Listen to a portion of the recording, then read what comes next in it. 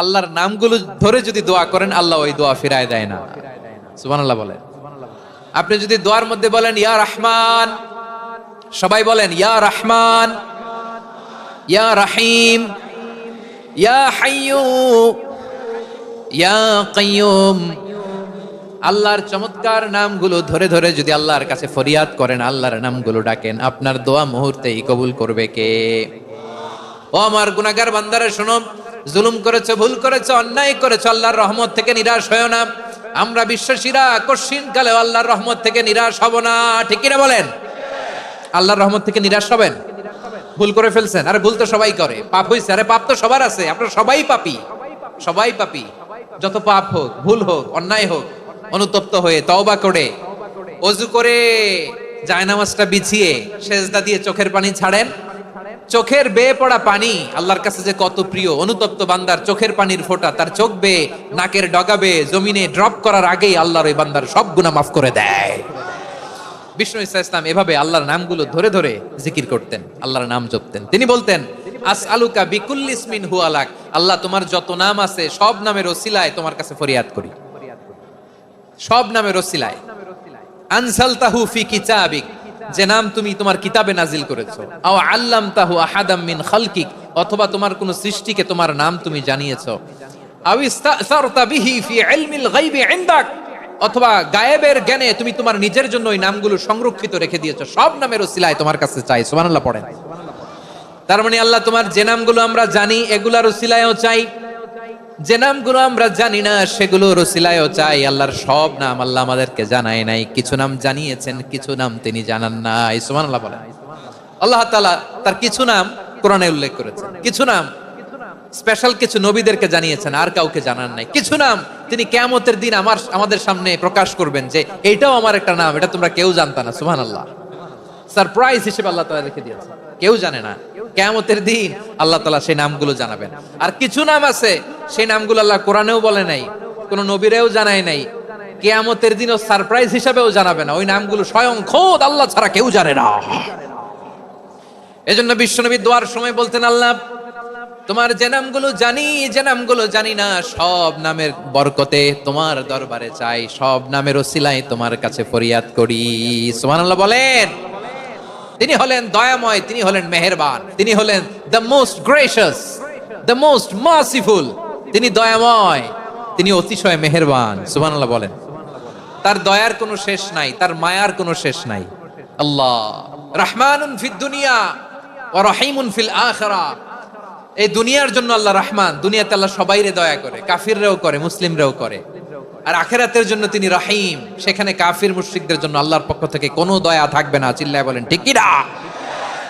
এজন্য আল্লাহ বললেন আমার মৌলিক একটা নাম হলো রহমান। আল্লাহর পরে অন্য কোন নাম দিয়ে যদি তোমরা আমার নাম প্রকাশ করতে চাও, জপতে চাও, ডাকতে চাও, তোমরা রহমান নামে ডাকো। রব্বুল আলামিন ইরশাদ করেন কুলিদুল্লাহ আও ইদউর রহমান আইয়াম্মা তাদউ ফালাহুল আসমাউল হুসনা। আমাকে আল্লাহ নামে ডাকো, কিংবা আমি আল্লাহকে রহমান নামে ডাকো, যে নামেই ডাকো না কেন আমার আছে অনেকগুলো সুন্দর সুন্দর নাম। যে নামেই ডাকো আমি শুনি, ডাকলেই আমি সাড়া দেই। সকালে ডাকলেও সাড়া দেই, দুপুরে ডাকলেও সাড়া দেই, মাঝরাতেও যদি আমরা বিপদে পড়ি ডাকলে আমাদের ডাকে সাড়া দেয় কে? সবাই বলুন তো, সাড়া দেয় কে? আবার বিশ্বনবী যখন মক্কায় দাওয়াত দিচ্ছিলেন, তিনি মাঝে মাঝে আল্লাহর নাম বলছিলেন, মাঝে মাঝে তিনি রহমান নাম বলছিলেন। যখন তিনি বললেন ওয়া ইযা কিলা লাহুমুসজুদু লিররহমানি ক্বালু ওয়া মার রহমান। বিশ্বনবী মক্কায় যখন মক্কার কাফিরদেরকে, কুরাইশদেরকে বলল তোমরা রহমানকে সেজদা দাও, রহমানের ইবাদত করো, রহমানের জন্য সেজদায় লুটিয়ে পড়ো, মক্কাবাসী বলে রহমান আবার কে? রহমান রে তো চিনি না। রহমান কে? আল্লাহ চিনি, রহমান চিনি না। মক্কাবাসী কি বলে? কারে চিনে? আল্লাহরে চিনে। কারে চিনে না? রহমান কে তো চিনি না। রহমান আবার কোত্থেকে আসলো? কে Rahman? Who is this Rahman? যখন তারা বলে রহমান রে চিনি না, আল্লাহর গায়রতে আঘাত লেগেছে। আল্লাহ বলে রহমান রে চিনো না, না? তাদেরকে চিনানোর জন্য আল্লাহ ৭৮ আয়াত বিশিষ্ট আর রহমান নামে কোরআনে একটা সূরা নাজিল করেছেন। যখন মক্কার কুরাইশরা বলে আল্লাহ চিনি, রহমান চিনি না, আল্লাহ বলে রহমান রে চিনো না, তাহলে চিনে নাও, রহমান নামে তিনি ৭৮ আয়াত বিশিষ্ট কালামুল্লাহ মাজিদে একটা গোটা সূরাই নাজিল করে দিয়েছেন। তিনি নাজিল করলেন আর রহমানু আল্লামাল কুরআনা খালাকাল ইনসানা আল্লামাহুল বায়ান। দয়াময় রহমান শেখালেন কোরআন, বানালেন ইনসান, শেখালেন বায়ান। দয়াময় রহমান শেখালেন কোরআন, বানালেন ইনসান, শেখালেন বায়ান। দয়াময় রহমান শেখালেন কোরআন, বানালেন ইনসান, শেখালেন বায়ান। পড়েন আল্লাহু আকবার। আল্লাহ বলে রহমান কারে বলে চেনো না, শুনে নাও। ৭৮ আয়াত বিশিষ্ট গোটা একটা সূরা নাজিল করে দিলাম, সূরাতু আর রহমান। আর রহমান তিনি দয়ালু, আল্লামাল কোরআন, তিনি মানুষকে কোরআন শিখিয়েছেন। খালাকাল ইনসান, মানুষ বানিয়েছেন। আল্লামাহুল বায়ান, মানুষকে কথা বলা বর্ণনা করা শিখিয়েছেন। পড়েন সুবহানাল্লাহ। গোটা একটা সূরাই নাজিল করেছেন, সূরাতু আর রহমান। আমার বারোখালীর ভাইয়েরা, তার নাম হচ্ছে আর রহমান আর রাহিম, মানে দয়াময়, মেহেরবান। তার দয়া যে কত বেশি আপনি কল্পনাও করতে পারবেন না, আপনি কল্পনাতেও আনতে পারবেন না তার দয়া কত বেশি। বিশ্বনবী সাল্লাল্লাহু আলাইহি ওয়াসাল্লাম ফরমান, লাম্মা কাদাল্লাহুল খালকা কাতাবা ইনদাহু ফাওকা আরশিহি। আল্লাহ যখন মহাবিশ্বের সব সৃষ্টি করে সারলেন, তিনি আরশের উপরে লিখলেন সাবাকাত রাহমাতি গাদাবি, সাবাকাত রাহমাতি গাদাবি। কোথায় লিখছে? আরশের উপরে। আওয়াজ করে বলেন তো কোথায় লিখেছে? আরশের উপরে আল্লাহ লিখলেন সাবাকাত রাহমাতি গাদাবি। এর মানে হলো আমার দয়ার কাছে, আমার ভালোবাসার কাছে আমার ক্রোধ পরাজয় বরণ করেছে। আমার দয়ার কাছে আমার রাগ কিংবা ক্রোধ পরাজয় বরণ করেছে। মানে আমি আল্লাহর দয়া আছে, আবার আমি আল্লাহর ক্রোধ বা রাগ আছে, কিন্তু আমি আল্লাহর রাগের চেয়ে দয়া বেশি। আওয়াজ করে বলেন, আল্লাহর রাগ বেশি না দয়া বেশি? আল্লাহর যদি রাগ থাকতো আমরা বাঁচতে পারতাম? যে পরিমাণে আকাম কুকাম আমরা করি, অপকর্ম করি, অন্যায় করি, জুলুম করে জুলুমের আড্ডাখানা বানিয়ে রেখেছি গোটা দুনিয়াকে, আল্লাহ যদি মুহূর্তে মুহূর্তে রেগে যেতেন আমরা বাঁচতে পারতাম? মহাবিশ্ব সৃষ্টির পরেই তিনি আরশের উপরে লিখেছেন সাবাকাত রাহমাতি গাদাবি, মানে আমি আমার দয়ার কাছে আমি আল্লাহর ক্রোধ, রাগ, ক্ষোভ এটা পরাজিত হয়েছে। সুবহানাল্লাহ বলেন। আবার বিষ্ণু বললেন জাআলাল্লাহুর রাহমাতা মিয়াতা জুজ, আল্লাহ দয়ার ভালোবাসাকে ১০০ টুকরা করলেন। ৯৯ টুকরা দয়া মায়া ভালোবাসা আল্লাহ নিজের কাছে রেখে দিলেন, আর ১ টুকরা দয়া মায়া ভালোবাসা আল্লাহ গোটা বিশ্বের সবার মাঝে ঢেলে দিলেন। দয়া মায়া ভালোবাসা ১০০ টুকরা করে আল্লাহ নিজের কাছে রাখছেন কয় টুকরা? সবাই বলেন ৯৯ টুকরা। আর গোটা বিশ্বের সবার মাঝে ভাগ করে দিয়েছেন কয় টুকরা? এবার এই ১ টুকরার নমুনা দেখেন তো পৃথিবীতে। স্বামী স্ত্রীর জন্য কত ভালোবাসা, বন্ধু বন্ধুর জন্য কত ভালোবাসা,